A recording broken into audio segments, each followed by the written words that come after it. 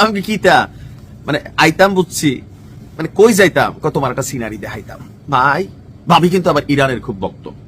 ভাবি বলতেছে যে আমি চাই, মানে মুসলিম ভাইয়ের বউও চায় যে ইরান টিকা থাকুক। কেন? কারণ দরকার আছে। শিয়া হোক না, সমস্যা নাই তো, আপাতত আমরা তো পারতেছি না, আমাদের কাজটা কেউ না কেউ করতেছে। ইরান যেই মাত্র ঘোষণা দিল মিত্রদেরকে, যে দেখো সৌদি, তুরস্ক আর হচ্ছে আরব আমিরাত, তোমাদের মাটি থেকে যদি আমাকে টাচ করে তাহলে বাবা ওকে তো সরাসরি পাবো না, তাহলে তোমার মাটিতে থাকা তার যে জিনিসপত্র আছে, মেশিনারিজ আছে, আমি কিন্তু এগুলারে সমানে সমান করে দেবো, তামা তামা করে ফেলবো। কইছে কারে?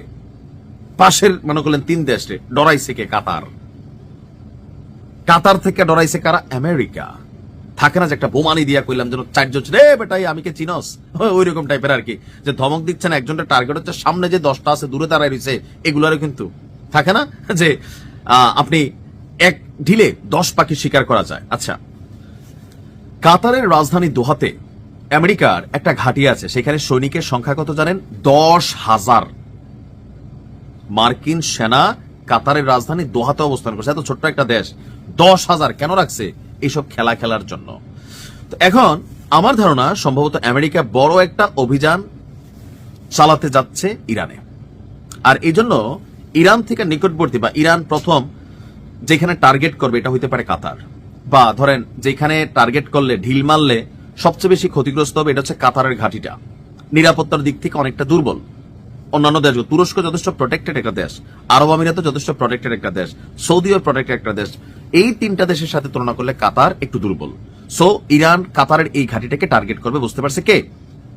আমেরিকা। যার কারণে কাতারে অবস্থিত আমেরিকার যে আল উদেদ সেনাঘাঁটি আছে, সেই সেনাঘাঁটি ছেড়ে যাওয়ার জন্য সেখানকার মার্কিন সেনা সদস্যদেরকে নির্দেশনা দেওয়া হয়েছে যুক্তরাষ্ট্র থেকে। কেন? মধ্যপ্রাচ্যের সবচেয়ে বড় এই ঘাঁটিটিতে 10,000 সেনা আছে। সো তাদের জীবনের নিরাপত্তাটা জড়িত। এখানে যদি ইরান কোনো ঘটনা ঘটায়, রাগের বশে বা গোসায় গড়াই দেয়, তাহলে এত হাজার সেনার প্রাণ গেলে এই ট্রাম্প প্রশাসন মুহূর্তের মধ্যে ধসে পড়বে, অথবা এরপর 3য় বিশ্বযুদ্ধ লাগাই দিবে।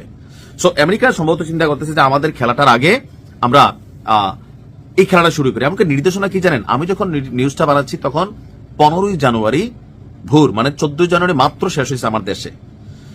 বলা হয়েছে যে সন্ধ্যার মধ্যে, গতকালকে সন্ধ্যার মধ্যেই মার্কিন সেনারা যেন এই ঘাঁটি থেকে সরে গিয়ে নিরাপদ স্থানে যায়, এবং কি কূটনীতিকদেরও বলা হয়েছে। বার্তা সংস্থাটি বলছে 3 জন মার্কিন কূটনীতিকের সাথে তারা কথা বলেছে। তাদের বক্তব্য, ইরানে চলমান এই বিক্ষোভে যে ঘটনাগুলো ঘটতে পারে সেইটা সুরক্ষায় যুক্তরাষ্ট্র আপনার পরিকল্পনা করছে। ইরানে তারা একটা অভিযান চালাইতে পারে, আর এই অভিযান থেকে পরবর্তী স্টেপে ইরান কি করবে? দেখেন, আমেরিকা তো পরিকল্পনার বাবা। পরবর্তী না, 2য় 3য় ধাপ, যে প্রথমে লাঠিটা নিব, লাঠির থেকে যদি আমি লাঠিটা হাতেতে নেই, হাতের কাছে ফিরাড়া আছে, ফিরাড়া নিব, ওইটা নিলে মাটির একটা সাক্কা দিয়ে ফাইলা দিয়ে ডিল মারবো, আর কিছু না পেলে একটা প্ল্যান থাকে না লড়াই করার আগে, তো টার্গেট থাকে ওইগুলা। ওইভাবেই কিন্তু কাজটা করতেছে। বলা হচ্ছে যে দোহায় অবস্থিত যুক্তরাষ্ট্রের দূতাবাস, তারা কিন্তু এটা নিয়ে আবার চুপ আছে। কারণ কি? এটা সাময়িকভাবে লজ্জার, যে দেখো ডরাইছো তো, কিছুটা হলে তো ডরাইছো, তাই না? এখন আমার কাছে মনে হচ্ছে যে ঠিক 1 বছর আগে যুক্তরাষ্ট্র ইরানে একটা অভিযান চালাইছিল, খেয়াল আছে তো? তো সেই অভিযান চালানোর আগ মুহূর্তেও কিন্তু মধ্যপ্রাচ্যে অবস্থিত যে মার্কিন ঘাঁটিগুলো আছে, সেখান থেকে তাদের সেনাবাহিনীদের সদস্য, তাদের যে পরিবার বা যে বিশেষ যুদ্ধ বিমান টিমান কিছু জিনিস যেগুলো ধরেন এই যুদ্ধে কাজে লাগবে না, বাট কোনো টাচ করলে অনেক ক্ষতির মুখে পড়বে আমেরিকা, সেগুলোকে সরাই নিয়েছিল। তার মানে সবকিছু যদি ঠিকঠাক থাকে, আমেরিকা একটা অভিযান চালানোর প্রস্তুতি নিচ্ছে। আর কাতারকে কেন?